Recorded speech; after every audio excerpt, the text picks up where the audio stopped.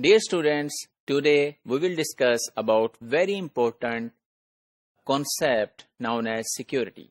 So you might have heard about this concept, the security concept, but we will discuss today in today's module it in a little bit more depth, that what is actually the security, why it is important in the sense of computer science, especially when all of the information is made available digitally.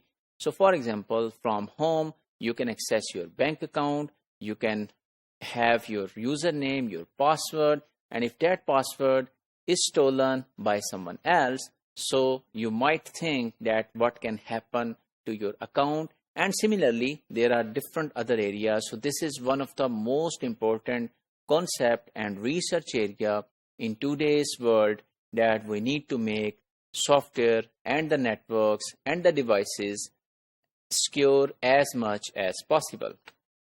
So the computer security, also known as cyber security or IT security sometimes, is the protection of information system, whatever the software you are using in the organization, from theft or damage to the hardware, the software, and the information which is available in your software or in any digital form. So security areas can be divided broadly into these aspects: confidentiality, integrity, availability, and authentication. So let's discuss them one by one. So confidentiality means that only authorized users can access the data, resources, and information. Authentication. So this means that other information which is not designed or which doesn't belong to a particular user should not be shown to that user. For example, when you log into an email server, so if that email server is not secure, and if that email server, when you logged in, gives you the inbox of some of your friend or some of other person, so this means that confidentiality has been compromised. Then there is another thing known as integration or integrity. So only authorized users should be able to modify the data when needed. So other users who are not authorized, they should not be allowed to edit information or modify information. So for example, different people have access to the information and they are using that information. However, some of the people have only the role of modifying some of the things. So for example, if you have formed a group on WhatsApp, so there is an administrator who can modify the things within that group. So all users are not allowed to add new users, to modify their details and different other related things. Then the availability. That means data should be available to users whenever the data is needed. And then the authentication means, are you really communicating with whom you think you are communicating with?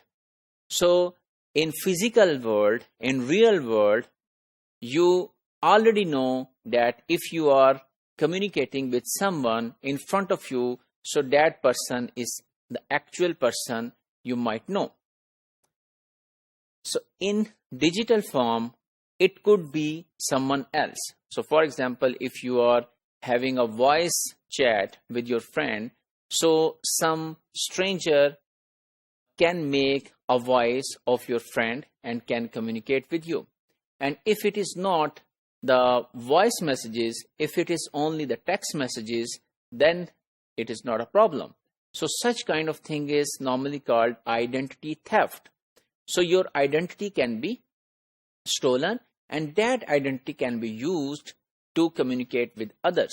So you might have listened some of the things in the media or in the news that some user, for example, X user, has not communicated anything wrong with his or her login on the, for example, social media like Facebook.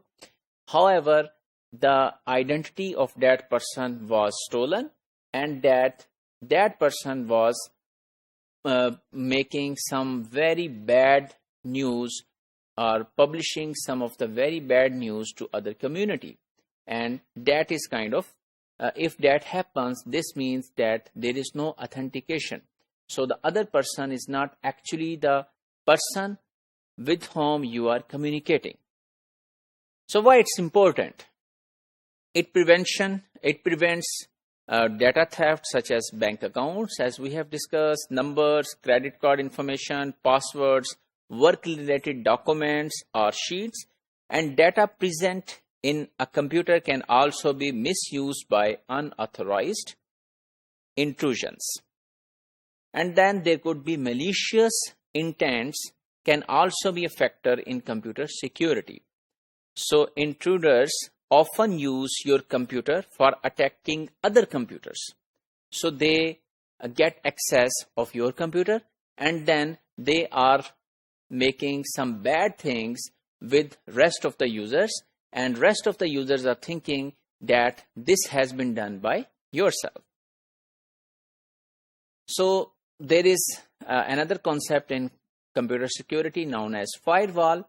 So this is basically something that prevents or that protects you to some extent for the security. So a firewall is a security conscious piece of hardware or software that sits between the internet and your network with a single-minded task, and the task is preventing them from getting to us. So this means that no one else is able to come into your area.